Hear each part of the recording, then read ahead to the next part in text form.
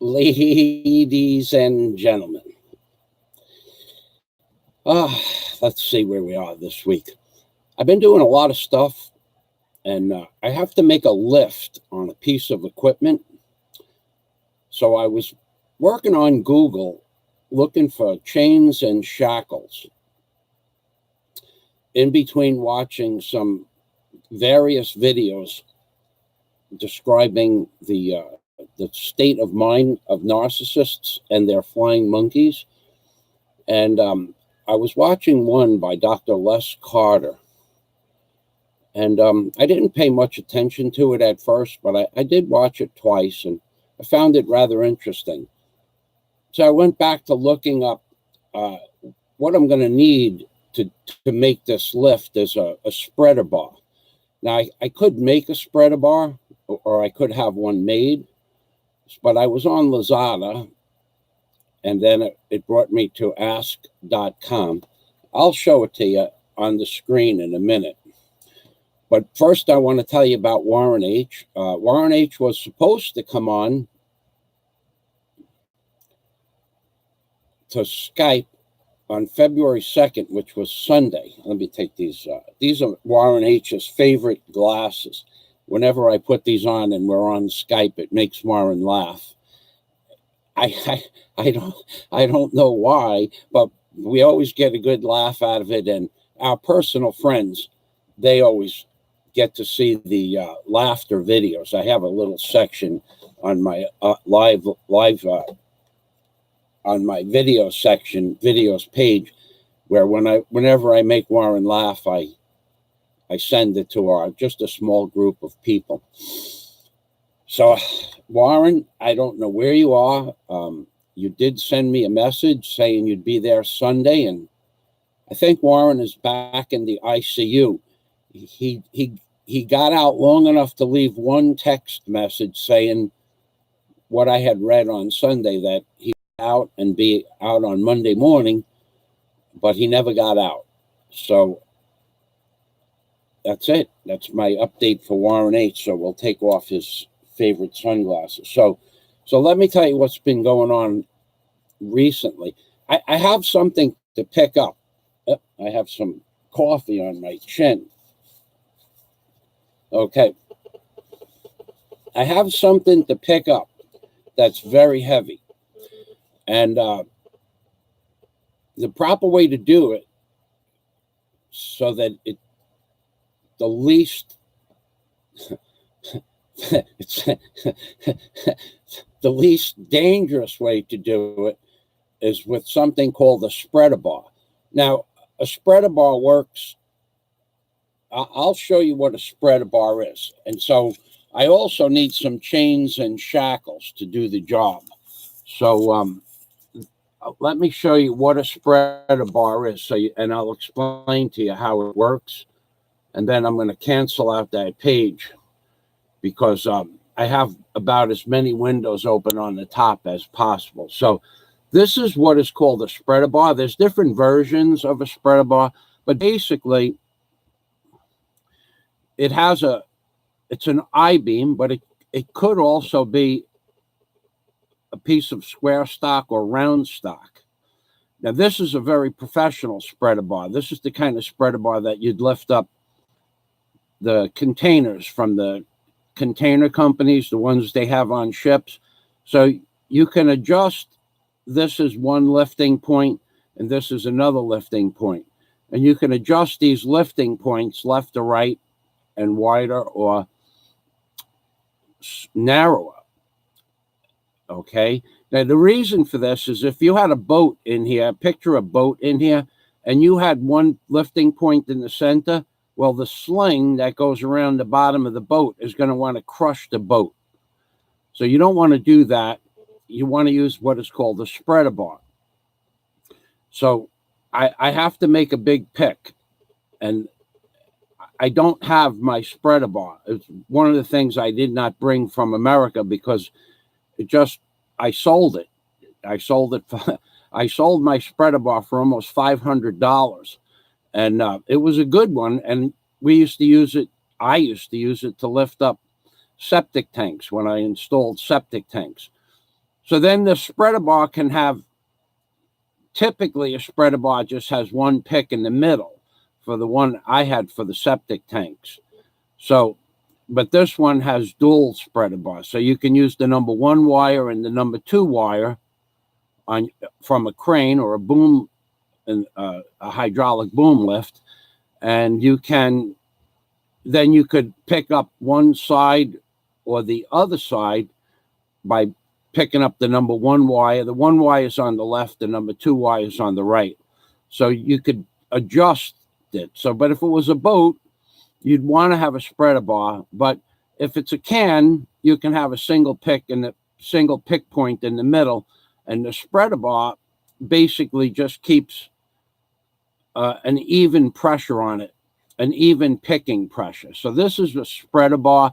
This is a high quality one. I don't know how much this costs. I would say this is probably, this one in 12 foot is what I'm looking for. It says it goes up to 27 feet. You can get them made up to 27 feet, a custom spreader bar. I would say that this spreader bar, although it doesn't look like much, it's an I-beam. I would say this costs in between about $1,500 to $2,000. Now, I don't know where the prices are, and I'm not real concerned about that. All I was really concerned about was buying the spreader bar, because it would pay to own the spreader bar here anyway. I have other uses for it. So that would be, I'm going to cancel. I'll just go to the next page. And the next page, I was on looking at lifting and hoisting equipment. Okay, so, and that included chains and shackles. I don't know if I have that page open. Heavy duty shackles. I needed shackles that would pick up at least 4,000 pounds. So I think this is the page. Yeah, okay, this is the page. Now this is I don't need a bolt type shackle. I can use a pin shackle. This is a galvanized pin shackle, this one here. That's a galvanized pin shackle. Let me make sure that you guys are here. Okay, yeah, okay. So that you guys are here.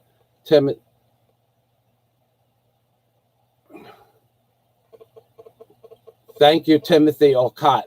When I'm done, I'll confer with you about that.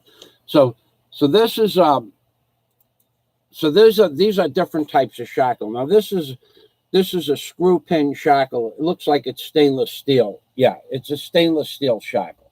Okay, I don't need stainless steel either. I can just use this pin type shackle, and they make these shackles. I had shackles like this. I still do. I have them here in the Philippines that will pick up 50 tons, 25 tons. And then I have one that will lift up 150 tons, but that's only for show. When I get the hotel built, that'll be probably over the front door. It looks like this. No, actually, it looks like this. But it weighs, the pin weighs 90 pounds, and the shackle weighs about 150 pounds. So that's good for well, it's rated at 50 ton, but we used to use them up to 125 tons, and they didn't bend. So what it's rated for 50 tons for the life of the shackle. So they sell these shackles. So I'm putting together a list of stuff that I might need to make a pick. So you're probably wondering, how does flying monkeys come into all of this? Well, I look at all the pages I have up on top. I've never had a problem with that many pages before. So let's see, this was a different question. This is about stainless steel shackles. The prices here are relatively cheap because the shackles we bought in America came from China. So we're actually, I'm going to leave that page open. We're actually buying the shackles from China in America, and I'm close to China. So these prices were relatively cheap. So you're wondering how I got to flying monkeys and narcissists. Okay, so I got these pages open, and I went, while I was reviewing the chains and shackles, I went to this page here called Narcissists and Their Flying Monkeys. Now, it's a video I watched several times because it has some interesting information in it. And this guy, Les Carter, this man, he's a PhD, whatever that means. And he does videos on narcissists topics. So the name of his channel is Surviving Narcissism. And this video I just put on my playlist. So it goes on to describe his accolades.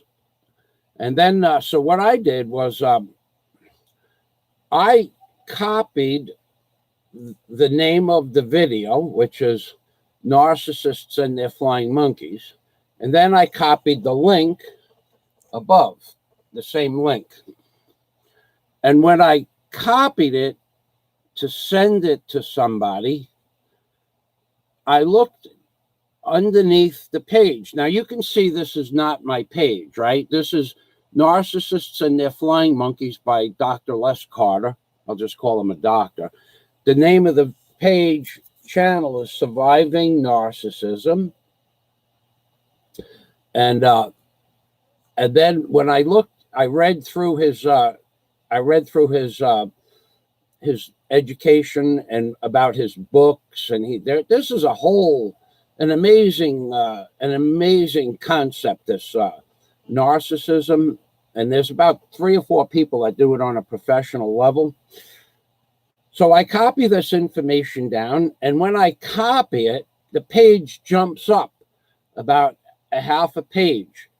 And what I see are my comments to Dave Exline about the staircase video I did 4 days ago. I posted it Saturday night. Today's Tuesday. On Dr. Les Carter's page. Now, of course, this is a glitch, but I found it really interesting that I was looking up a completely unrelated topic to narcissism, chains and shackles and spreader bars. And when I copied this information down, I'm afraid to even touch this. It went on to Dr. Les Carter's page and showed comments that I have pinned on the world's most dangerous staircase. Now, here are the comments on Dr. Les Carter's pages. You can see 1 year ago, I've made the mistake of trying to enlighten flying monkeys after the mask of the narc falls off. Doesn't work. You just look like a nutcase to them.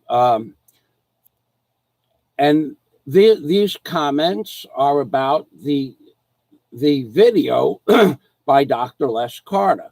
And it's all about narcissists and their flying monkeys. Now I'm gonna give you the link to the page and the title of this video. I'm gonna, of course, how I always do it, I'm gonna post it 3 times on my chat window, because that's how I like to do it. And I'm just waiting for my channel to open up, and then I will.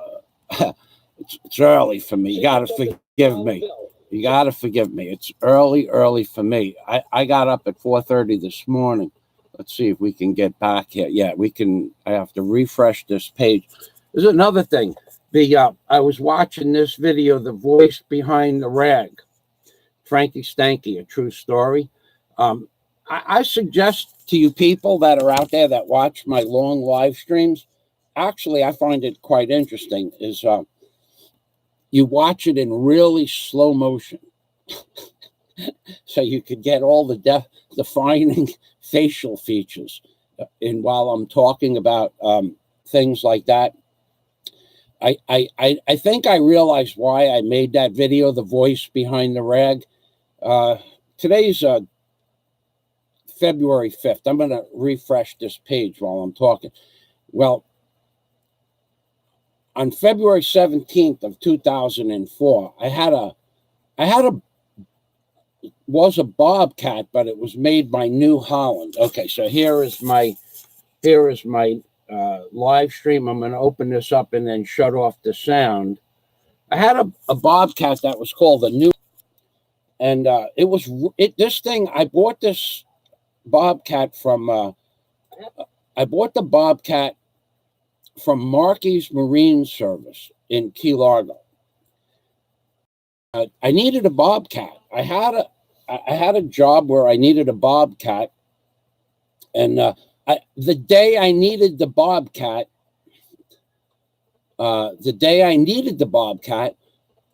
I was driving down US 1, which is the overseas highway in Key Largo, and they were taking a Bobcat out onto the street, onto US 1, with a for sale sign on it. And I'm going, that's not possible. But so I had known Dave for many years because I worked in the marine industry. I used to tear down engines for I don't want to name the company, but I used to tear down engines for Chris Carter on and that's all I did for like 2 years. It was a fill-in job. Well, DNC, welcome to the machine, DNC. Yeah, one of the greatest channels that has ever been posted on YouTube is the great DNC, Human Circus. Okay, thank you for the link, Timothy Olcott. Now, give me 2 more minutes to finish up this Bobcat story, and then we'll go back to how I got,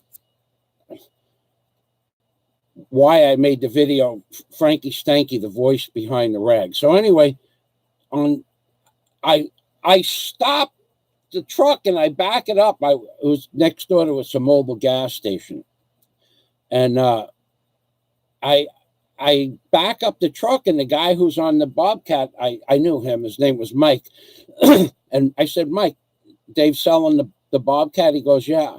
I said, put it back inside. He goes, why? I said, because I'm going to buy it. So Mike knew me for 3.5 years. So he said, well, go talk to Dave before I do. Dave is the boss, Marky's Marine Service.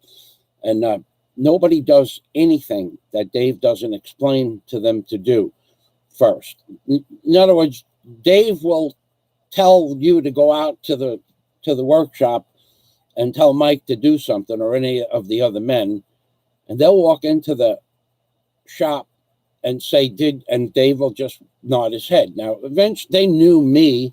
They knew I wouldn't tell them to do something that wasn't already prefabricated from Dave, but this wasn't prefabricated from Dave. So I walked into the shop. I said, Dave, I'm going to buy the Bobcat. He goes, you don't know how much it is? I said, I don't really care. I need one.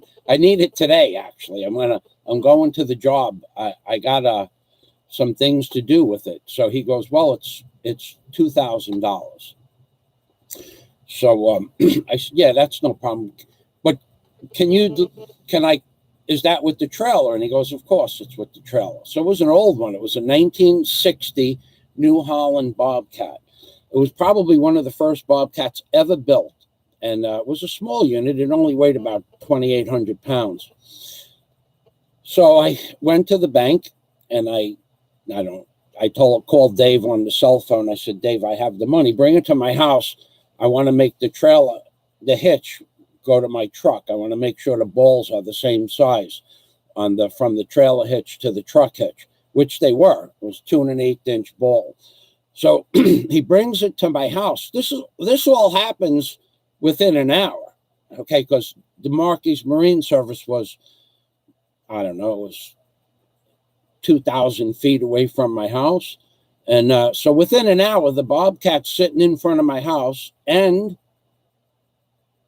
the trailer hitch and the tongue hitch on the Bobcat trailer, they were compatible, but the lights, the Cannon plug for the lights was not there was no lights on the Bobcat trailer. There was a cannon plug on the Bobcat trailer, but no lights. So I had a set of emergency road lights that you could put on any trailer. It cannon plugged in, and then it had 30 feet of left and right lights, blinkers, brakes, and stoplights, all on one side, all on one unit. You buy it from Northern Tool Equipment. I think I paid like $100 for it.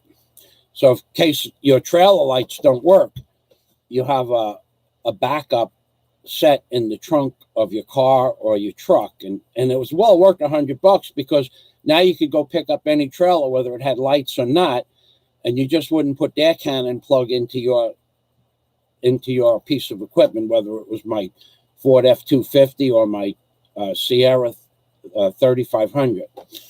So I buy this Bobcat, runs like a clock. And getting back to why I made Frankie Stanky the voice behind the rag. So it always started. It always ran. It was a gasoline-powered engine, too. Used a lot of gas. This thing used more gas than my biggest crane, my 35-ton Loran diesel crane would use. I don't know. I could run that machine hard all day, and I don't think I burned 5 gallons of diesel fuel. My Bobcat, in an 8-hour day, would use 6 gallons of gas, but it was a cheap enough item. So with that, now this is going back into 2000. I probably bought that back in 2002, and for 2 years it ran perfect. And one day I was at a guy's named Carl. He eventually was my partner on 2 other properties in Key Largo. He was a pharmacist, and I'm not at his house, but I'm just like across the street from his house. It was a little like an island type of a thing, and the Bobcat dies. It just shuts off. I mean, and you can't start it. And I said, damn, my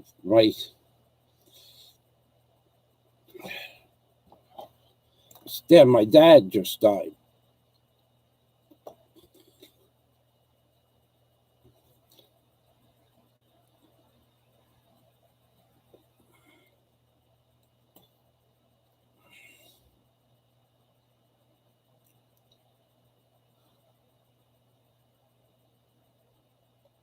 So I said I walked across the street and told Carl, he said, my dad just died. He goes, how do you know? I said, I know.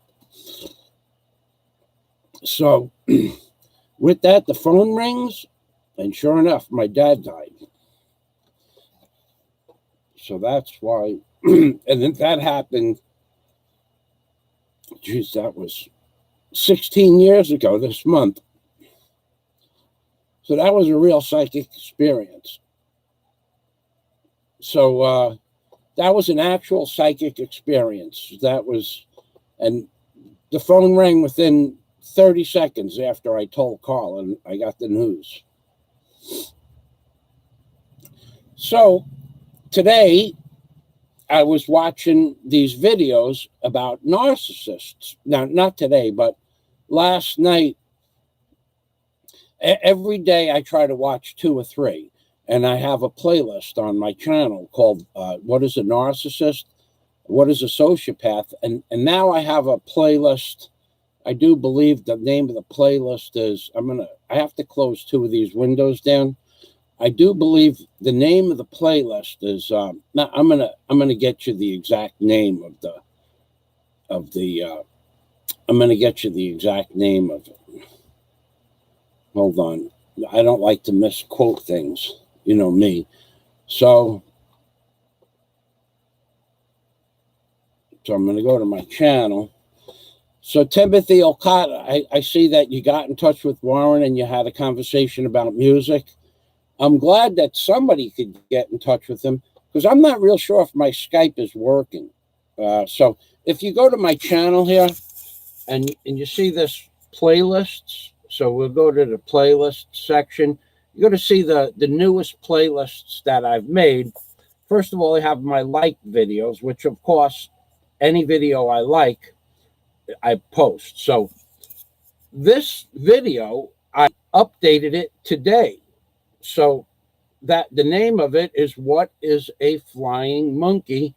And at the timestamp of 3:57, it shows you it explains exactly to a T what is a flying monkey and how they think. So let's just, I will, hold on. I lost my page here. Okay, so what is a flying monkey? But I only gave you the name Narcissists and their flying monkeys. So now I'm looking at these chain videos. I'm looking at the spreader bar and the shackles, and sure enough, I go back to the page, because while I'm looking at spreaders and shackle bars, I listen to a video in the background, and I go back to this page. Well, not that one, this one. I go back to this page, and I copy the link to post it on my home page. And what I should have did was, because it's at 03, I think that was 57. At 0357, it gives you the exact definition of what a flying monkey is and why people have flying monkeys in their life. But more to the point, it tells you why people become flying monkeys. So this is my playlist. Liked videos, What is a Flying Monkey? This one is really cool. This one, I could almost tell you a story about the Empire State Building construction and the old Waldorf Astoria building, but I won't tell you that story now. Let's see if we could get back to my live stream page. Okay, so this is my page. All right, I don't want that one. I want to go here to the hoodwink. Okay, I know what I did. So this is my playlist for the week. Like videos, What is a Flying Monkey? Describes it exactly at 3:57, exactly what a flying monkey is and why flying monkeys exist. This one is about the Empire State Building. I got to tell you, this is a story about my dad as well. I'm going to do a whole live stream on this Empire State Building construction in the old Waldorf Astoria. In my mind, I am going to say that the internet has already become a sanctioned being, but more than that, the possibility exists that not only is the internet self-aware, but the internet has psychic abilities. I know that sounds crazy, but this video to me makes me believe that there is a higher power, and maybe it's not the internet per se, but something actually read the thoughts out of my mind. And then when I opened up to the page, the subscription page, this video opened up, and it has the year of the beginning of the building of the Empire State Building, which was the year my dad was born in. I know that sounds crazy, but that the internet could have consciousness, but there are a lot of people that do believe that the internet has consciousness. And I don't know if it's the internet or it's a separate consciousness that's hooking up the thoughts of people and their pages, because to be honest, there is no way that I didn't say the year that I was talking about or thinking about. I did not write it down. I did not type it out. I did not speak it to anybody on the phone. All I did was think inside my head of the year that my dad was born. And when I went to my subscriptions page, then I went to the premium, and it was the first video on the top left-hand side. The year that video was made was the year my dad was born. And while I was thinking about that, I was also thinking about when I used to work on my dad's tugboat in 1969, when I went up to the top of the World Trade Centers where it still was under construction. There's no way it was a coincidence. I think that something put it there so I could see it. And so getting back to the New Holland Bobcat, I'm going to post that link again 3 times so that you could go to that video and see what a flying monkey is and why a flying monkey is. Yeah, the New Holland Bobcat died for the first time since the day I bought it. One thing I didn't tell you about before is why it died. The distributor cap cracked. Okay, so it cracked to where you could see the crack. And it was a beautiful sunny day. It wasn't raining or anything like that, but the spark was going into the crack. And as when that Bobcat stopped, I said, my dad died. Walked across the street, told Carl my dad died, and it wasn't 15 seconds after I said it, I got the call.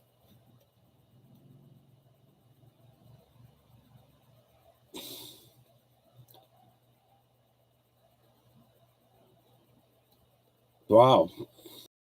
Yeah, that kind of stuff happens. It does happen. It's an amazing thing when it happens. So you realize that there are psychic forces at work. Now, I'm trying to put the psychic forces together of what is a narcissist and then chains and shackles. How does those two things go together? I mean, because I went from spreader bars to chains and shackles to what is a narcissist and who and why is a narcissist. And not only that, forget about all of that stuff. How did my staircase video comments get onto Dr. Les Carter's? How did my here? I'll show it to you. It's pinned by Hoodwinked by an Angel, and it's from Dave Exline. Okay, and it says, "Hey Mike, the trash can to the right of the staircase was just as nice." And then here is something I posted on one of my on my playlist. Narcissists, Their Flying Monkeys has been added to my playlists. Thank you. And then Dave Exline's comment appeared when I copied this down. So what does chains and shackles, narcissists, spreaders bars have to do with all one another? I don't know. But I could go to that video page, and I'll show it to you on my comments. If you Flying Circus, I'm going to get back to that comment in a minute. Look, here on my comments section, Dave, treasure hunt with Captain Dave, man. Okay. Hey, Flying Circus, this video here, I got to tell you, ladies and gentlemen, don't watch this video before you eat, and don't watch it after you eat either. God, Flying Circus, man. I couldn't get through 3 minutes of that. I couldn't get up to the 3rd minute, man. I was completely devastated. Mentally, I was incapable of watching past 3 minutes. That video was off. It's worse than Spernips. It's way worse than Spernips.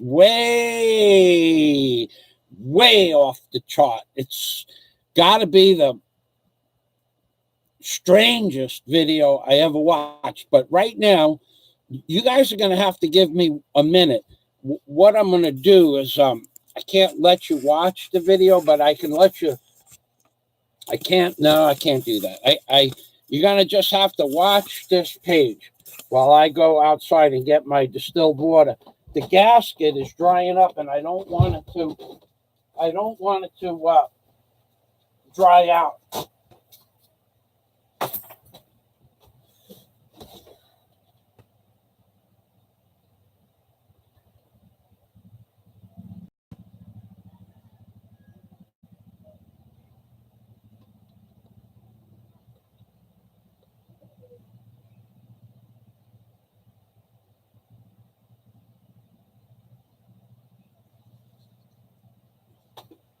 All right.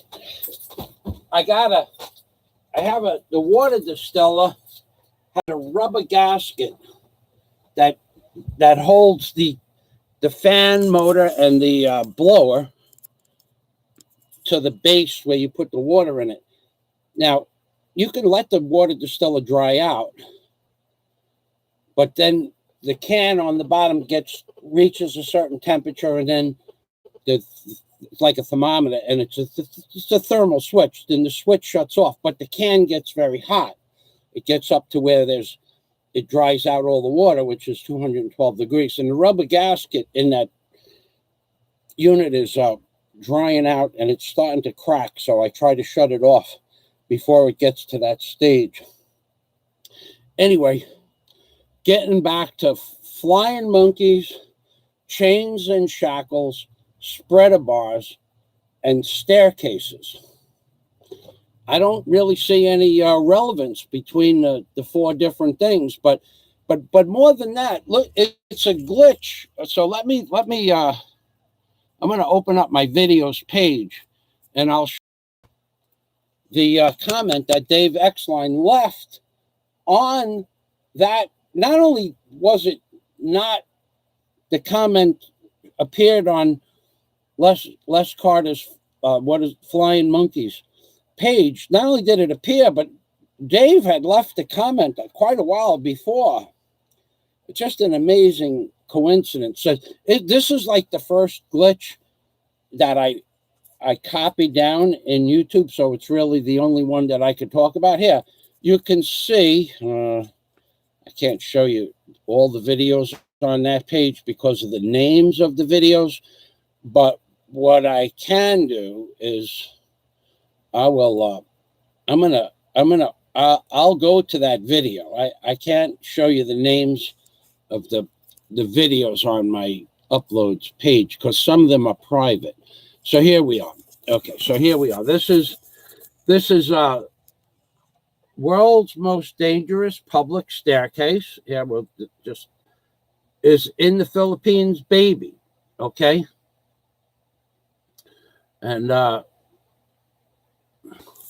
see, one more thing. I'm gonna open this up, open it up in a new tab. It's hard to keep track when you got 30 windows open on the top.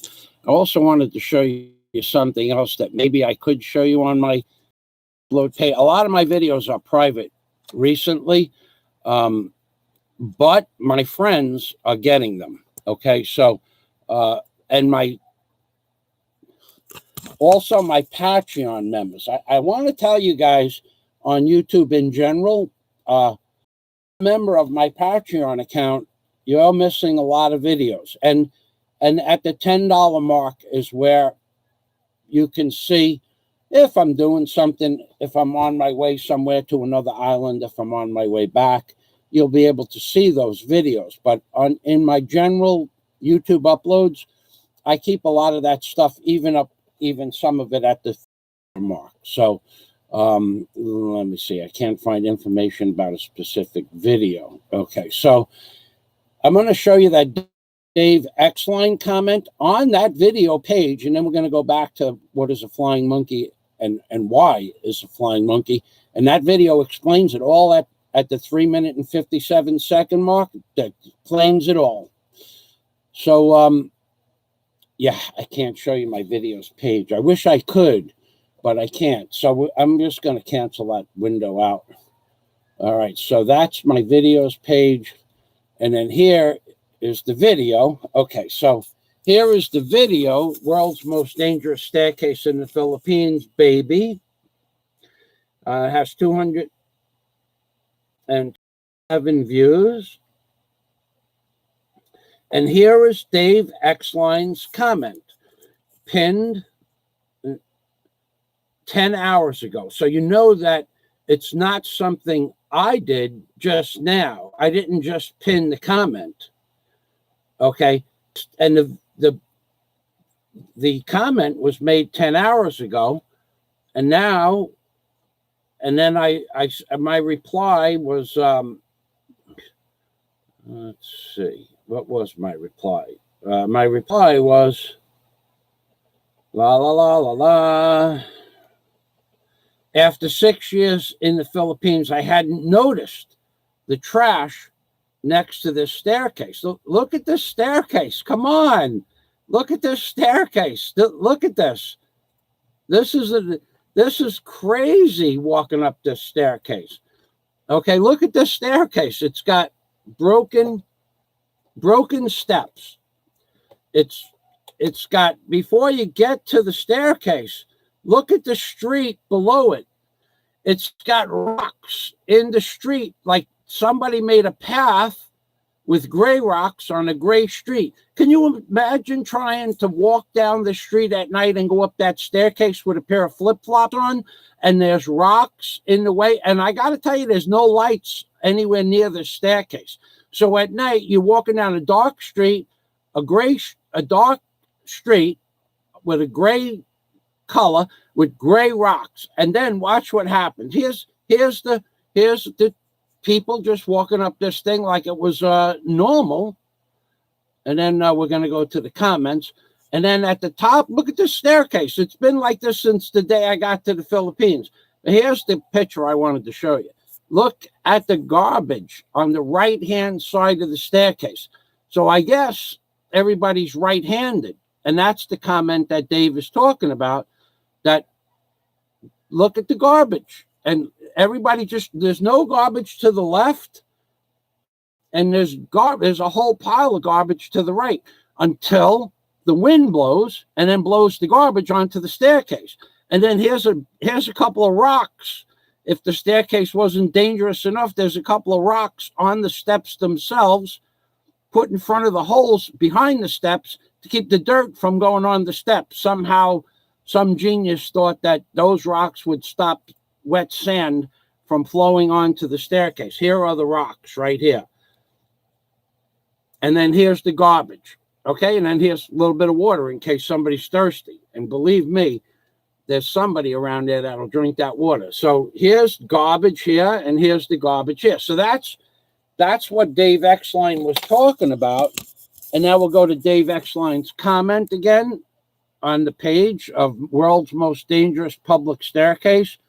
You can see the comment was pinned 10 hours ago. I don't know what it is on Dr. Les Carter, but this is a glitch. This is an actual glitch. And then we're going to go to Flying Circus's comment. Good morning, Thomas Group.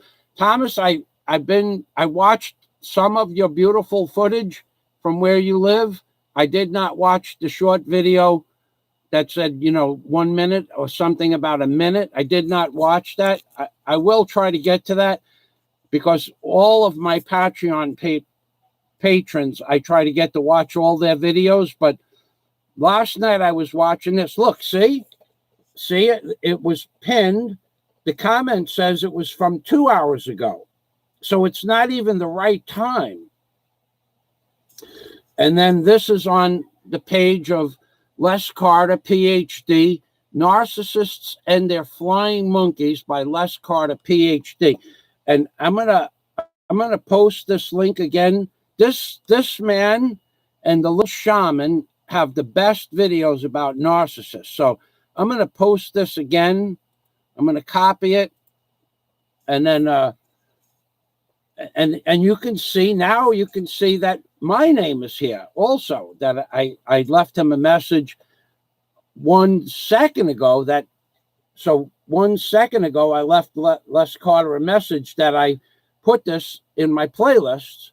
And when I did that, this comment appeared. It's amazing. This got to be one of YouTube's biggest glitches. And then you could see this video is 9 months old. And then these are the comments from the people. This is, if you want to learn about narcissism and their flying monkeys, he goes on to describe where the term came from. It came from the movie The Wizard of Oz, and the Wicked Witch and her flying monkeys. Make no bones about it, the terminology flying monkeys comes from the movie The Wizard of Oz, and every defining author on narcissism and sociopaths or antisocial behavioral videos, every one of them will agree that the terminology flying monkeys came from the movie The Wizard of Oz. And because the monkeys for the witch, when they fly off to go get Dorothy or do some sinister thing, were the flying monkeys of the witch. And that's why flying monkeys are called flying monkeys, because of the movie. So here is again, you know what, I'm going to put the link to this channel. I want to show off. We covered that up, and then we don't want that video. We don't want that page to be shown. Let's see which I got stuff on there that's really private. Okay, so thank you, Thomas Group. Yeah, Thomas, I have to make a pick on something, and it had to be rigged, and I don't have to do it now. It has to be done sometime within the next few months.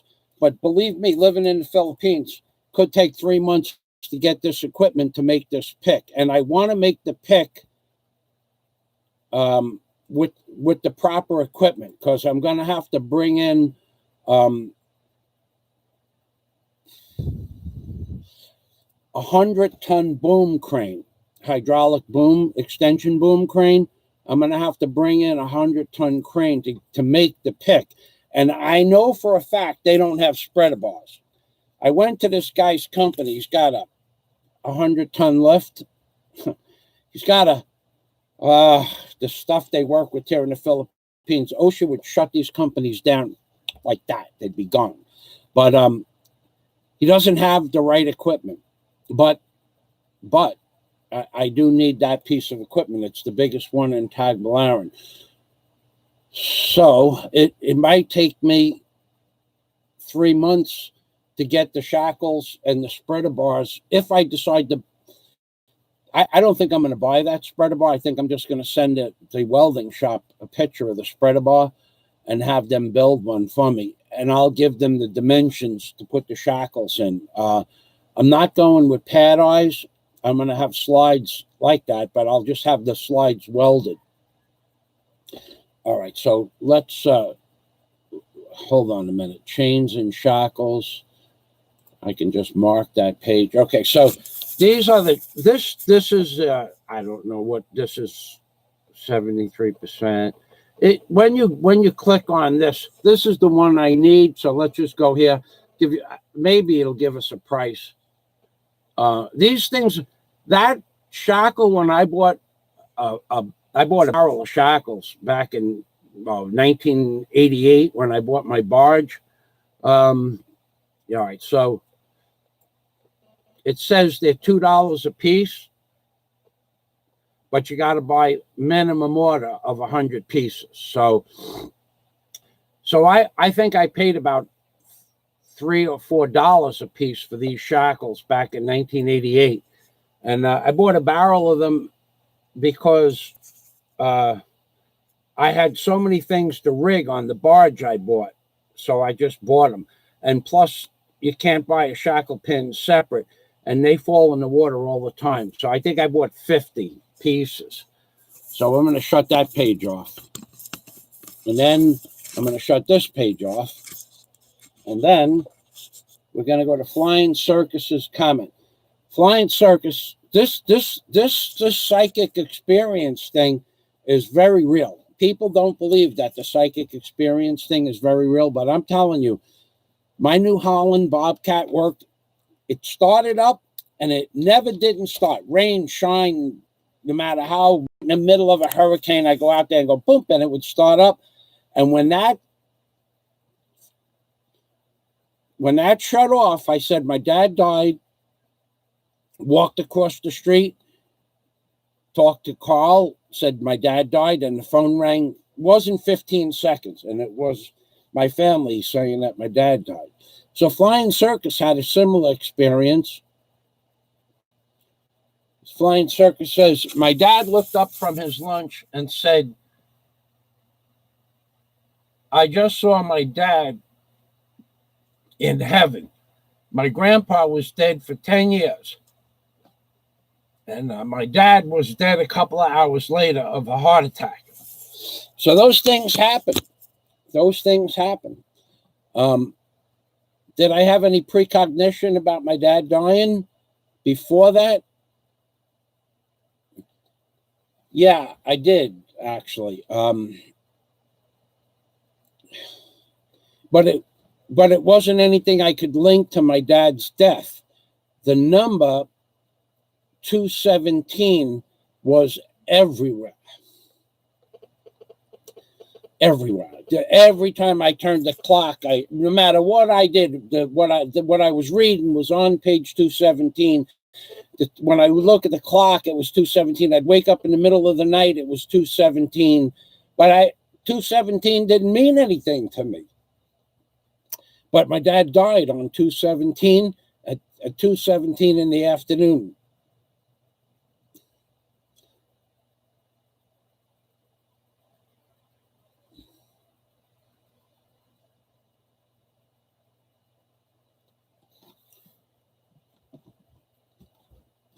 That's a psychic experience. So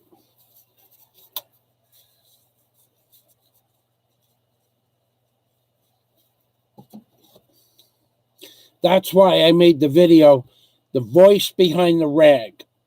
And Frankie Stanky, I was thinking about all my dad's friends. So Flying Circus had a similar experience.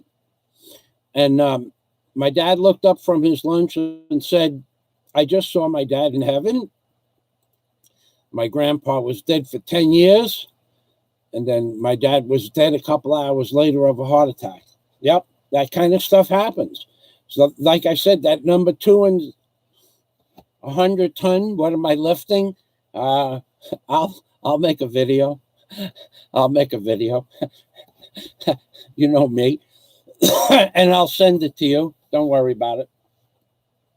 I don't put everything on YouTube, you know. But I need a 100-ton crane. I'm not lifting 100 tons. I need the 100-ton crane because of the arm and the moment of the boom, where something has to be picked up in one direction and then swung around without moving the boom crane. And then the boom has to come down and set the item down in a certain place. And then another pick has to be made. And one unit weighs, what does one unit weigh? One unit weighs 66,000 pounds, which is 33 tons.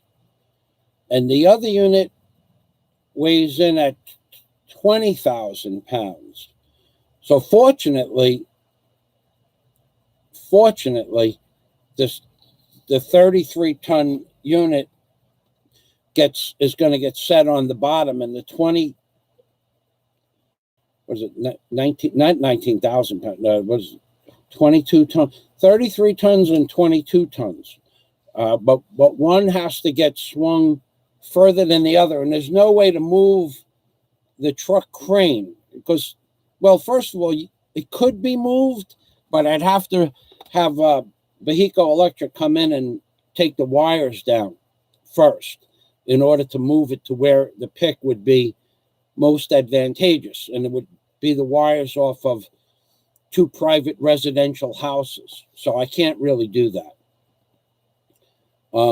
I could.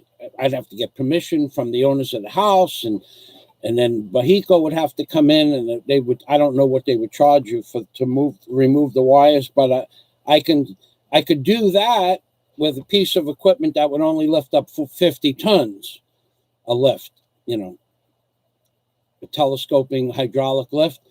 With a 50-ton lift, if I took the wires down, I could make the pick, but without taking down the wires, I need a 100-ton unit so the machine doesn't flip over when it picks the load. It's called a load. When you pick something up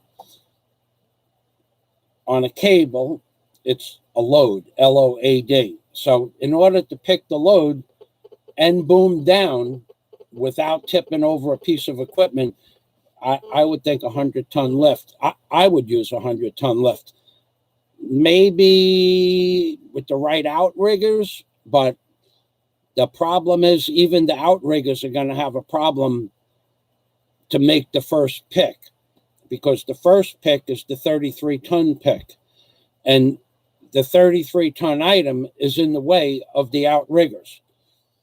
So I think at best on a 100-ton crane, the outriggers probably go out 10 to 12 feet.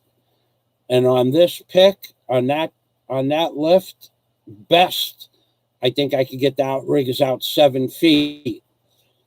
And that's on firm soil. But I don't know. I don't know. I don't know. If I was doing it, I could do it. I would do it with the outriggers out 7 feet. I would take the chance. I wouldn't make the pick up high. I'd slide it along the earth. So, but it and then after you slid it, like, it has to be picked. The load has to be picked. The load has to be turned at a 90-degree angle, and then the load has to go this way through an alleyway in between 2 houses. So you could slide it a little bit along the ground and then move the outriggers out, which is probably what we're going to have to do.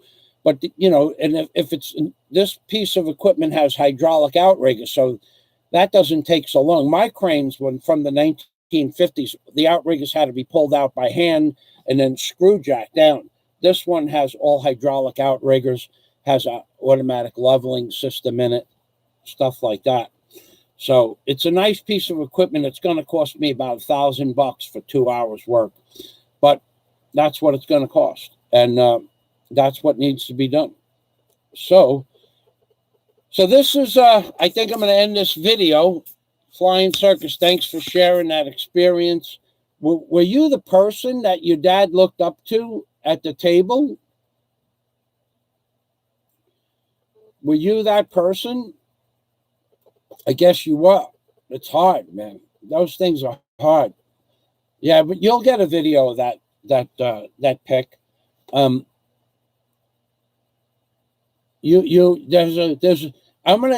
say this again, okay? Thomas Grube is a member of my Patreon community. I actually should have sent that out to you, one of the videos I posted at the higher level, but I didn't. I apologize. If you remind me in a comment, I'll show you one of the videos that I have as private. Send it to me through Patreon, though, so I know it's you. I have so for people that think that my Patreon is not worth it, thank you very much. I appreciate your opinion, but it means nothing to me. My Patreon has over now 700, about almost close to 800 videos that regular people on YouTube are not able to see. So, and they're labeled as private, not a single one of them would go against any of YouTube's guidelines. But once YouTube deems my videos non-monetizable, I put them on Patreon. And whether people watch them or not, that's fine. But YouTube will deem your video non-monetizable in the country you're in, and they'll post your video in another country and collect AdSense and or monetization on it. Sometimes depends on what it is. So if a video becomes non-monetizable on YouTube, I put it on Patreon. Plus, no one wants to see videos about Mr. Obama anymore. He doesn't count anymore. Well, he counted for 8 years. He counted for 8 years, and Trump isn't doing anything about the egregious activities that Mr. Obama did. And what now? It's 4 years later, and Trump hasn't done a single thing of worth to keep his promise about Mrs. Clinton. Nothing has he done. She's what, 80 years old now, or close to 80 years old? If a trial ever came to fruition, could take 6 or 7 years. She'll be 87, 86, 85 years old. And then what? They're going to give her what? Life in prison? They ain't going to give her nothing. Trump never kept any of his promises. Never is going to keep any of his promises. But people don't want to watch my political videos because I am one of the first people to say that Trump would never build a border wall. And that was before he became president. And did he? No. 6 months ago, President Trump had built new border wall, that where there was no border wall, 38 feet of new border wall in 4 years or 3 years, 38 feet. But there was another 1,000 plus miles that were either rebuilt or reinforced. But a new border wall, he was supposed to build 1,300 miles of new border wall that didn't exist, where there was no border, and he built 38 feet. 38 feet. I posted a video and the links to that. So I don't do political videos anymore. And one of the reasons I don't do political videos anymore is because Google and YouTube have censored my channel to the point of no return. And not that it matters, because it's not the most important thing in my life. But I have 18,700 subscribers for going 9 months. And last month's subscribers said that I had 18,656 subscribers. Now this month says I have 18,796 subscribers. 9 months in the 18,700 category. 9 months. And a video with 18,700 subscribers, my good videos, my normal street walking videos, how you doing, around the town dance videos, get a 221 views. Is a big view count. You don't think that Google is censoring with my channel with algorithms? Well, you're mistaken. So I put a lot of videos up on Patreon. That why should Google make any money if I'm not going to make any money from the videos? And then what do they use? They used to give you $1 for every 1,000 views. Now it's closer to about 23 cents. So they've cut down what they give you to 20% of what it was 3 years ago. They cut down what they give you to 1/38 of what they used to give you 10 years ago for the same views. So 10 years ago, if you had a video that got 1 million views, you'd get a 1 million views would get you somewhere between $1,000 and $2,000. Now, 1 million views, maybe it will give you $300. Maybe, probably not. Depends on the video. So what used to make, I had a video that got 1.2 million views a month, and from that video, I got $3,850 a month. Now, if you have a video that got 1.2 million views a month, you'd get, I don't know, you get a few $100s. So I used to make $3,850 a month on YouTube, and now 10 years later, we're just borderlining somewhere around a little over $100 a month. So I make 1/38 what I used to earn on YouTube when I had 500 videos and 1,500 subscribers. I earned $3,850 a month. Now I have 18,700 subscribers and several thousand videos, and I'm lucky if I make $200 a month. Okay, so you want to talk about how the algorithm, now you get some schlep on YouTube that has no content whatsoever, no personality, and they walk around and they give candy to children, and or they have a little sari store and they hand out like 100 pesos worth of candy on Christmas, gets 15,000 views in a few hours, few days. And my video where I handed out nice rubber balls and had the children all lined up in a line, and their parents, and I had a lotto, and I had a drawing for certain special prizes. What did I get? 250 views. And I had 18,000 subscribers. He had 12,000 subscribers. He got 15,000 views. I got 250. So my channel's being censored. So that's why I put a lot of videos on Patreon. You want to see my private videos? You want to see my real private videos? You can become a member of Patreon at the $20 or above, or you could not. I don't really care. I make more money on Patreon than I do on YouTube. And thank you, everybody who is a member of Patreon. So I sent out a chain letter to everybody on Patreon. I've been very busy. Yeah. Okay. About 10 minutes. All right. I gotta go. I got somebody outside that I really need to talk to.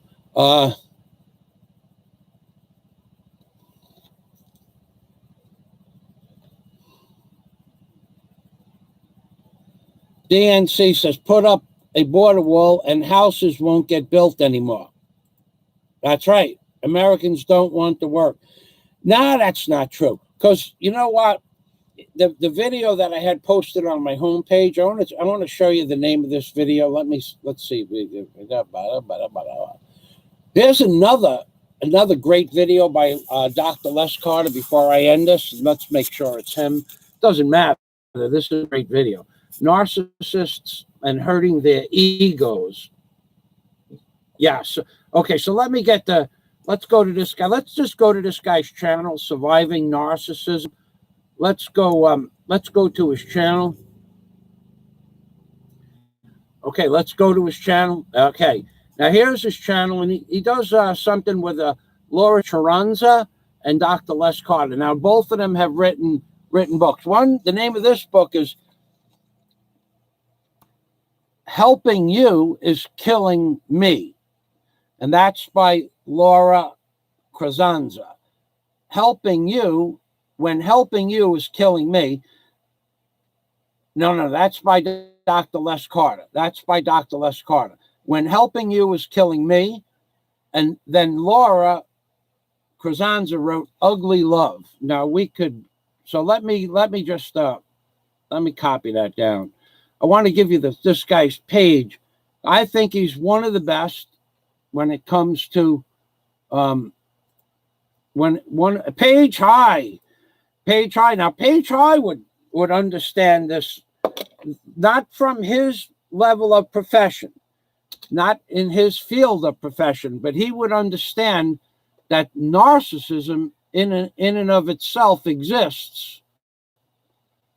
And it's a real thing. It's not a fictitious concept. So, because even though Page High is a different kind of doctor, before I copy this link up here, these are the titles. Is the narcissist making you sick? Is the narcissist making you sick? 8 manipulative games narcissists will play. Narcissist stress, emotional fatigue. Why the narcissist chose you and me. A narcissist's morality and rationalizations that go along with it. So I've watched all of these videos, and now I have a playlist. So I can honestly tell you that even though Page High is not a specialty, it's not a specialty item with the Dr. Page High. It is in fact a real concept. And thank you for stopping by, Dr. Page High. See, I want to also make a point that even though I'm not the most professional speaker, when it comes to the field of construction and cranes or backhoes, bobcats, loaders, bulldozers, I know more about that stuff than pretty much, well, I wouldn't say any of the Philippines bloggers, but I would say any of the Philippines bloggers that make videos in the Philippines. And I hear all these stories. Oh my God, I got to tell you a funny story before I go. Okay, so, all right, so I hear these stories that I don't know anything about construction. Nothing. No, that's totally fabricated. That is a psychosis that whoever said that had a psychosis inside his mind to believe that after watching 1,000 construction videos with me in them, that I don't know anything about construction. So, but one of the funniest comments that I heard this week, and I can't say who it was, and video was put up and then taken down. I will say that, so I can't quote the name of the video, although I did copy the video. Thank you very much. That somebody said that they met a YouTube blogger, and he was so fat that if he sat on me, he would crush me. That had to be the quote of the week, the line of the week. And but then he went on further to say, but that's all he'd be able to do. That's the part that made me laugh, because I'm not really that fat. I only weigh 32 kilos. And I'm not really that fat. I mean, you know, if somebody thinks I'm that fat to be able, now, of course, if I was dating a small woman and I sat on her, probably, but I mean, you know, this guy's a big strapping 100 not 100 kilos, right? 80 kilo man, I think he is, 85 kilos.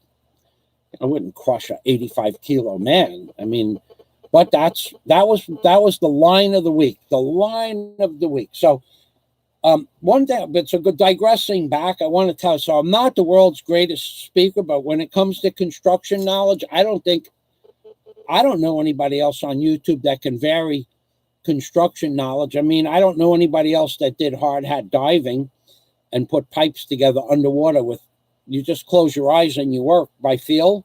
I don't think I know anybody that did that except the divers I worked with. But the divers I worked with didn't own cranes and barges. They were divers. The Bobcat, the divers didn't run the Bobcat. The divers didn't fly experimental aircraft. Maybe some of them did, but I don't know anybody.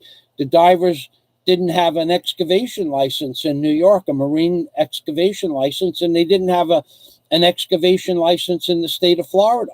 They didn't have those licenses. They did diving.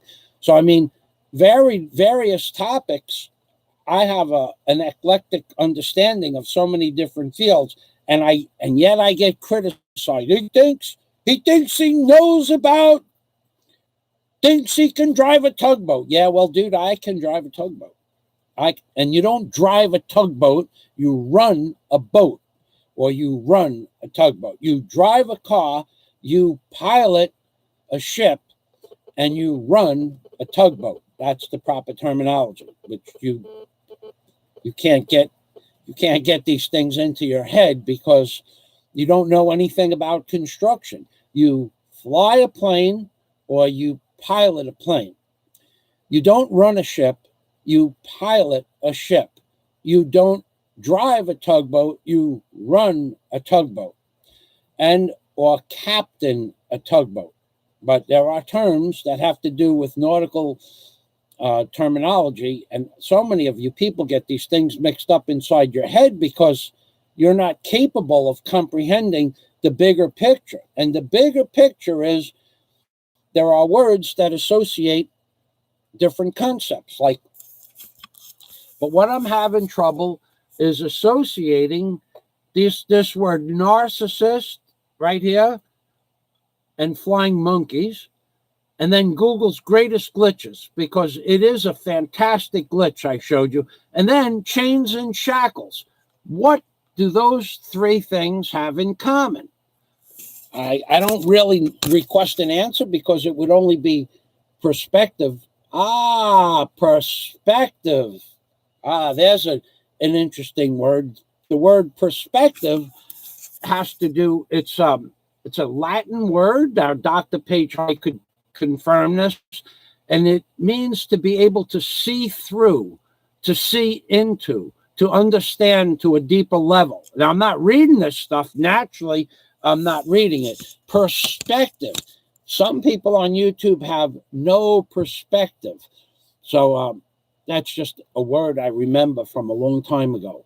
And then you have introspection, which it modifies the word perspective, but I don't want to get into word meaning association in Latin, root words in Latin, because then we're going to go into a boring place, a very boring place. So we will say Salama, Dr. Page, hi. And, that's where I was going.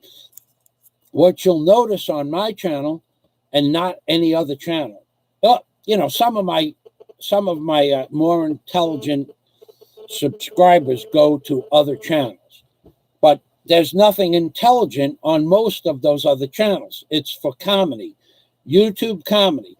But on my channel, you have different topics, like I posted the video flying narcissists and their flying monkeys. If you research narcissists and their flying monkeys and you look at the links I gave you, or you go to Surviving Narcissism, the page of Surviving Narcissism by Dr. Les Carter, you're going to find out everything there is to know about narcissists. And that is a really interesting topic, because so many of us have grown up with narcissists controlling our lives. Not me per se in my private family, my immediate family, but I had an uncle. I still haven't made that video yet, but I call him Uncle. I don't have a very good name for my uncle. He was a manipulative, lying, backstabbing individual that would smile at you in your face in church, and then he would see everybody walk out. I am not making this stuff up. He would walk outside the church and try to sell you a kitchen or a bathroom job, and then somebody else would say, "Well, I see you're talking to Mr. Morrissey about putting in a bathroom." Yeah, and he would go, "Yeah, I'm talking to him, but Mr. Morrissey, he has a drinking problem." Meanwhile, Mr. Morrissey was a decorated police officer. So he would have to put in a snide remark about everybody, and he knew everybody's business. I haven't gotten to Uncle begins with an S and ends in an M, and they swim. I could just call him the swimmer, the little swimmers, because he was such a backstabbing, underhanded individual. And looking back, he was a narcissist. And nothing in this world was good enough or anything that had to do with Uncle. Nothing amounted to anything according to Uncle Lowe. Let's just say Uncle Lowe. And he had to say something negative about everybody while smiling at them just a few minutes early. He was the perfect example of the narcissistic personality in my family. And looking back, I'm going to make a video about him. Salamat. Thank you, Dr. Page. Yeah, my moving back to Dr. Page. My comment is my subscribers are much, much more intelligent than the average IQ of some of the other bloggers from the Philippines. And that's okay. You know, the other bloggers will have comedy, but you won't see, like Scott likes to move around a lot, but you won't see Scott doing wordsmithing on another channel. He only does the wordsmithing here. I don't think I've ever seen Dr. Page High on anybody else's channel, although I'm sure he goes on other channels.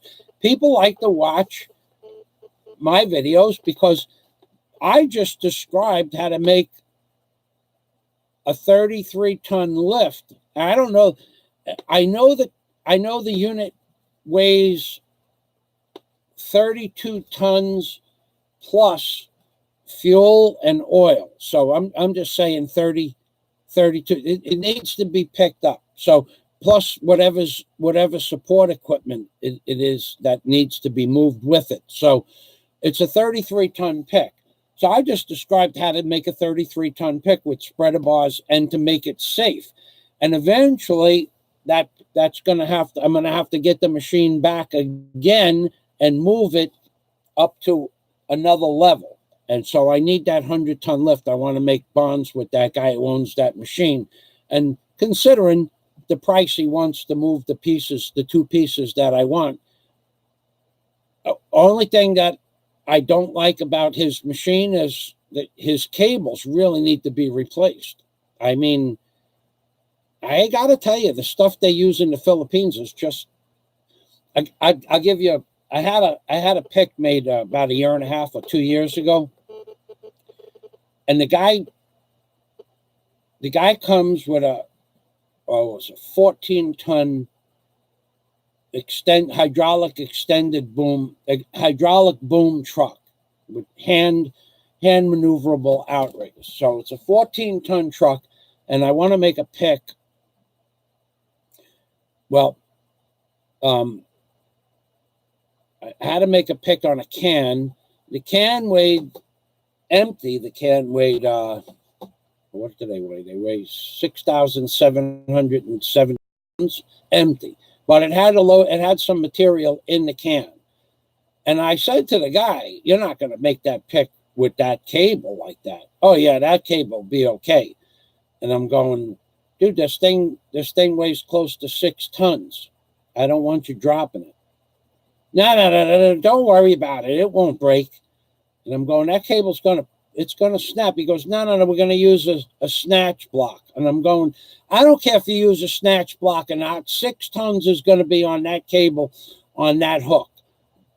Please cut 2 feet of that cable off and put your shackles back on." He had 3 opposing shackles. "No, don't worry about it." I said, "Ain't gonna make the pick." And he picked that thing up. It wasn't 3 inches off the ground and the cable snapped. The garbage that they use here. So it could have been up 10 feet off the ground, at which point it would have fallen down. It would have broke, maybe busted a house or something next to it. And he would have said, "I'm sorry," packed up his gear and left.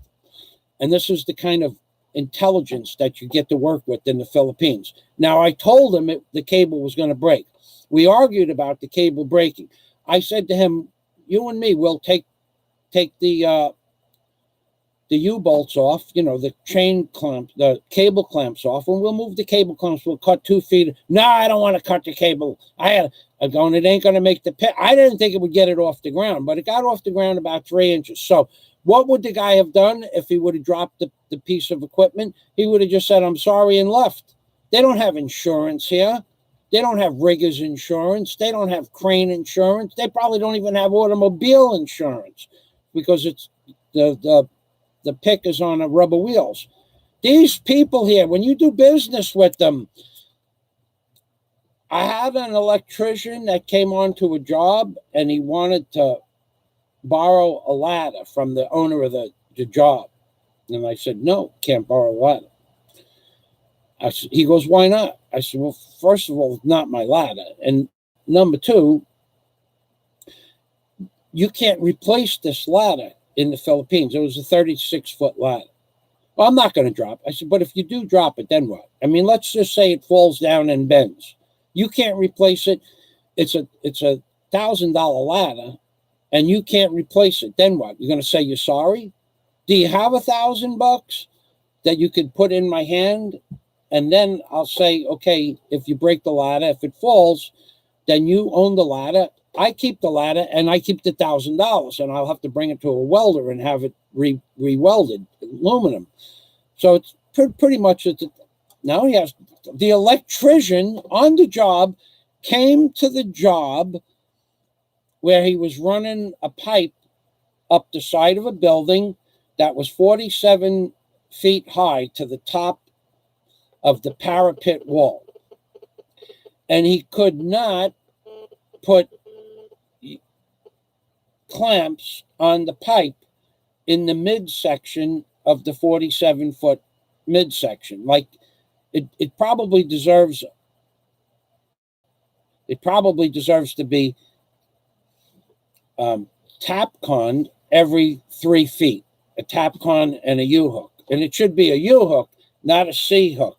See, the ones he was using had one nail that tapped down on one side.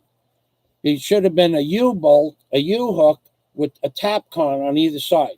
So he wanted to use the 36-foot ladder and put the ladder on the back of his car so that he could get up the 36 foot for the ladder and 2 feet more for the back of his truck. That's 38 feet, plus he'd probably stand up on the ladder to, 3 or 4. He probably could go 42 feet, and then from the roof down, he could get down 3 feet and he'd have a pin. But he didn't bring a ladder because he doesn't own a ladder that does that kind of work. And then he wanted to borrow a ladder from the contractor that's on the job. And I said, no, good morning, one lonely farmer. Wes understands about equipment. Let's spend some money. I like that video. Wes. One lonely farmer knows about equipment because one lonely farmer has more equipment than anybody else on YouTube that I know. Welcome to the machine, Wes. And welcome to the machine Page High. And welcome to the machine DNC's Human Circus. So now One Lonely Farmer has a fantastic channel about farming. Now the only thing I ever knew about farming was how to work an udder that I learned when I was like 11 years old from Charlie, the farmer up in Oswego County. We had a house. But Wes teaches you about knotters and the flapper valves for the knotters and how the hay under the rubber flapper valves, how the hay gets accumulated under the rubber flapper valves, and the compressor that comes out of the flapper valves that's supposed to blow the hay away. On the rubber flapper valves, the hay sticks. That's because I figured it out, Wes. Because the rubber is soft and the compressor's pumping out hot air and the rubber is soft. And when the flapper valve comes down and sits on the rubber, onto the metal, like it's kind of like an exhaust or an intake valve. When the flapper valve comes down and sits on the seat, being that the rubber is hot, it adheres slightly to the hay. That's my theory. And then once one piece sticks, another piece sticks, plus a little moisture in the hay will make like a cake. But Wes will teach you that the way to clear up the knotters on the balers is to check underneath the rubber flapper valves, which is like an exhaust or intake valve, and to pull the caked up hay out from underneath the rubber flapper valves. But Wes also explained if you have a metal flapper valve on a metal seat, they don't cake up that much. And that's what I learned this week. I learned something new every week. I saw Timothy fall off the hay. Could have been much worse. I saw that. That was an accident. And I also heard that when the most dangerous and deadly accidents happen when a bale of hay falls on a worker. Pretty much turns you into tomato juice. Because Wes has two size balers, a 3-inch. Okay, he did that on purpose. Well, it sure did look like an accident. But you know what, Wes? He could have did it on purpose, and he could have got hurt by accident. Either way, he could have did it on purpose. So Wes has two different size bales. He's got a 3x4 and a 4x4. But those bales weigh between 1,100 and 1,300 pounds. Now, on the 3x3, yeah, he could have gotten hurt. On the 3x3, you have 4.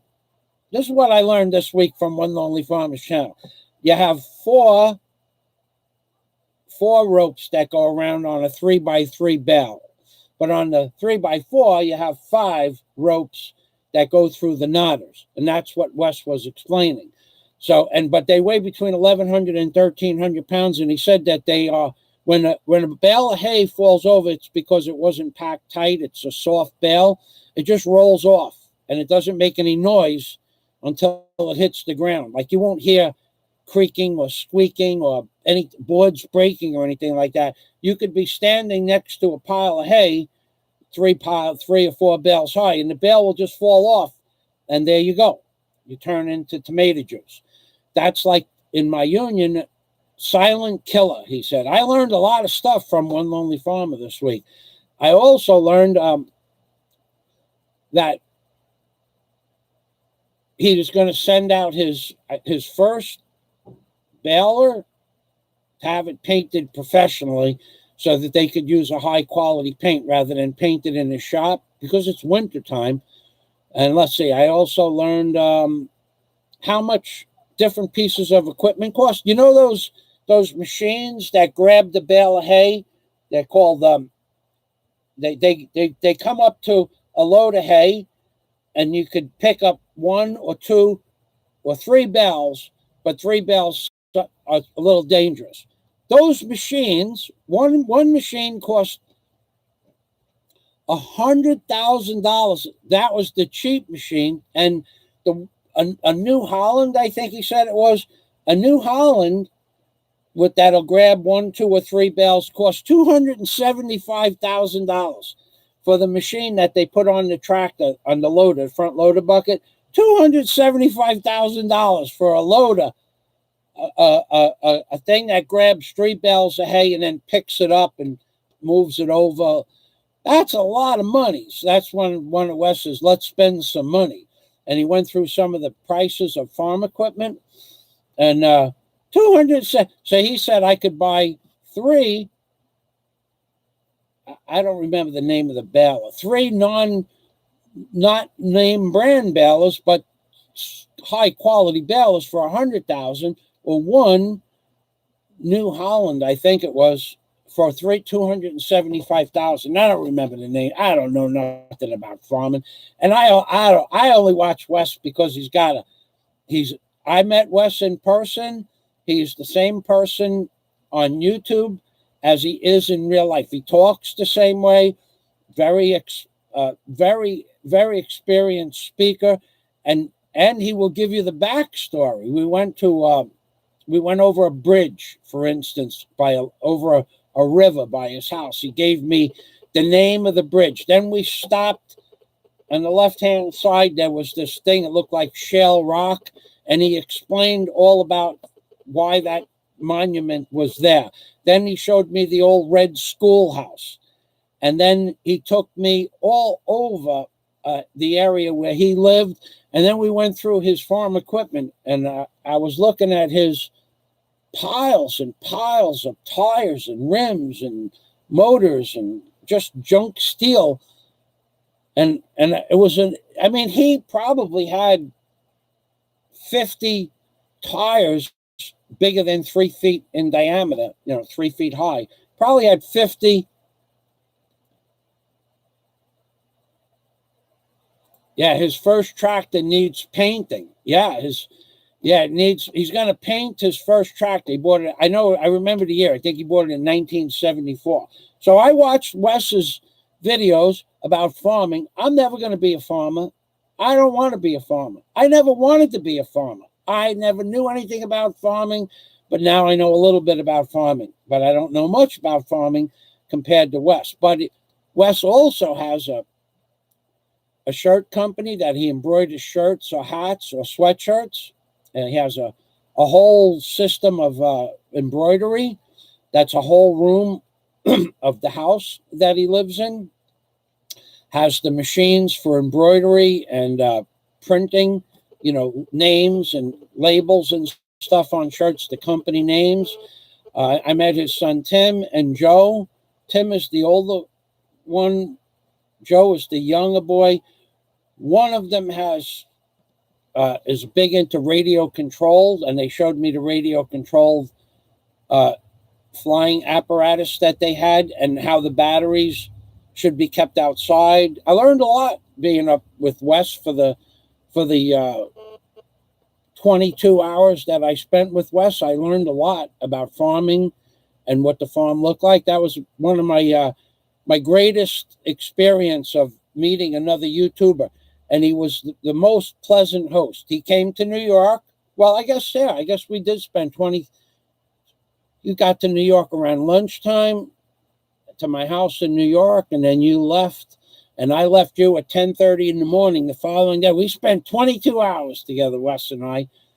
1967 John Deere 5620. It was the largest John Deere produced in that series. I bought it in 1994. Okay, 94 and 74 looks without my glasses when I was I didn't have my glasses on. I was listening to you. I seem to remember 1974. That probably is the year you were born. No, I'm only kidding. Okay, so 1994 he bought it. Okay, so it's a 1967 John Deere 5020. Okay, so that's the 50. I'm learning about the 5020, the 6040, the 8032, 72 I was born. Okay, thanks for that. One lonely farmer. Welcome to the machine. Yeah, if next time I go back I probably won't ever get back to New York again. Well, I might. I still have to do one more thing with my house in New York, and I don't think I'm going to try not to have to go back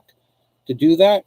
I think we're just going to do that through the bank, but it won't be for a few more months, so I'm not worried about that. But Wes teaches you about farming. Now, if you don't know anything about farming and you don't want to learn anything about farming, once you start listening to this man Wes talk about farming, you're going to go, wow, this guy's a great orator. And his wife Teresa, I met William before he could walk. His son. We had pizza at the most expensive pizza place in Queens, for sure. I thought the pizza would be a little better than what it was. I've tasted better pizza in the Philippines, but his wife Teresa, his son William, and Wes and I had pizza at La Villa Pizza, and we paid for a pizza pie with $29 for a square pie, 8 pieces, $29. And it wasn't anything. It was good. It was a good pie. It's probably one of the better pies in the area, but it wasn't the best pie I ever ate. And with the tax, and I think his wife had a Sprite. I think it was like $34 for a pizza pie. Really, $34? If we were hungry, it wouldn't have fed the three of us. It would not have fed the three of us. Did have 2 slices that we sent back in the truck. Yeah, Wes just made a comment. That brings back the memory, right? We The girl, just to let you know that these people that do this waiting in America as well, the girl didn't know the prices of the soda. If we wanted a pitcher of soda or a can of soda, she had to go. This is our waitress in a restaurant that a pizza pie is $28.75. She did not know the price of a can of soda. And me and Wes just looked at each other, and we were having such a great day. We let it go by. We did. Teresa mentioned it more than doesn't know the price of a soda, and then we moved on to the next topic. This girl is going to get a tip on a $34 order, and she doesn't know the price of a soda, yet she works there. And I made it a point to ask her when I went up to the counter to pay for the bill, how long have you been working there? She was working there quite a while. Okay, so it's not just the Philippines where people don't understand the pricing of their jobs. I mean, if you go into a store, I go into a City Hardware, nobody knows the price of anything. Nobody. If it doesn't say it on the label, they have to bring it to the computer. Well, you just say, give me a general idea. They don't know anything. So anyway, we had pizza, Wes and Teresa, William, and myself. And then we went down Atlantic Avenue to Flatbush Avenue, over the Brooklyn Bridge, and then into Manhattan, cross town, and went into the I think it was the Holland Tunnel. And we went into New Jersey, and then we went up to Pennsylvania.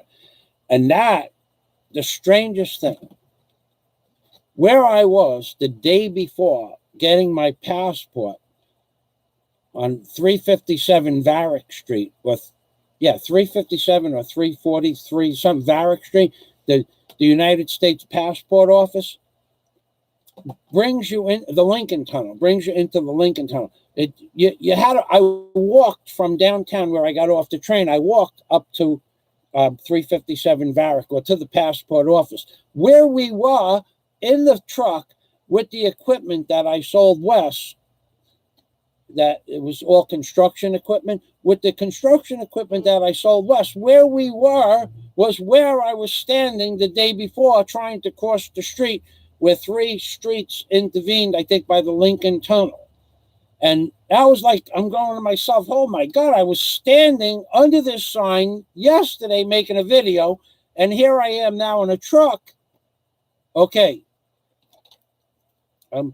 Okay, Wes, thank you for stopping by. I'm going to get going. I'm going to explore Bataan and see what else we can see that way. Bataan.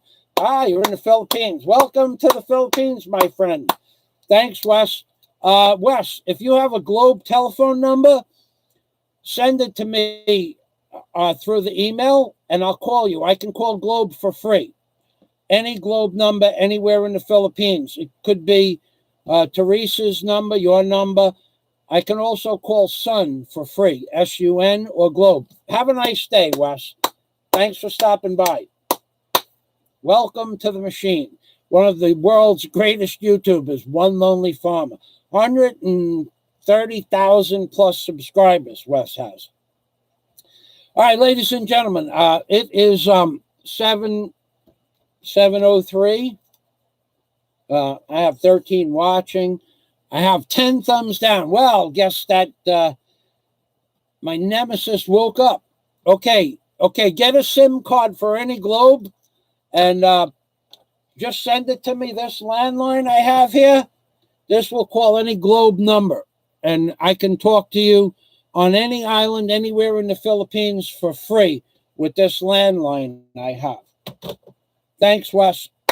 Say hello to the rest of the family for me. Teresa, William. Hey, William, how you doing, William? Are you watching, my little friend? Tim, Joe, whoever else is with you, and your nephews. Have a nice day, Wes. Thanks for stopping by. With that, let's end it on a happy note. We have 10 down and 6 up. I wonder who woke up early today. And let's have a great day, everybody. I have I have some painting to do, and I have a pretty good breeze outside. I want to get that painting. I think I want to do the painting. First, I have to move some equipment, and that will also only be posted on the higher numbers. Moving the equipment probably going to get posted at the $50 or above on Patreon, and maybe the painting might get done at the $20, but pretty much I limit my personal videos to those echelons of numbers. Welcome to the machine. And of course, I did speak with Daisy 5 days ago. Daisy is doing well for all of those who are interested. She's very happy. Everything is working out well for Daisy, and she did say to say hello, and she doesn't want to come on Skype and say hello to anybody. There are certain people that Daisy does not like, and she doesn't want those people to harass her on Facebook anymore, and she made that a point. So she doesn't come on because she doesn't want to be harassed on Facebook. So we're going to say goodbye. I'm Bing Permy from Michael Fazio and Daisy May. Welcome to the Philippines, baby. I'm Bing Permy. Wait. Goodbye, Warren, wherever you are. Goodbye, my friend. I'll try to get in touch with you before I go out and do my painting. Last update on Warren, supposed to be on available Sunday. Today's Tuesday, 3 days. No Warren. I did send an email out this morning. Let's see if Warren answered the email. Nope, not yet. We're going to just take a quick look. Maybe apparently I had to update Skype twice. I did say goodbye. Wow, I said goodbye. No message from Warren. From Michael Fazio and Daisy May in the Philippines, baby. Being Permy means take care always. Take care always.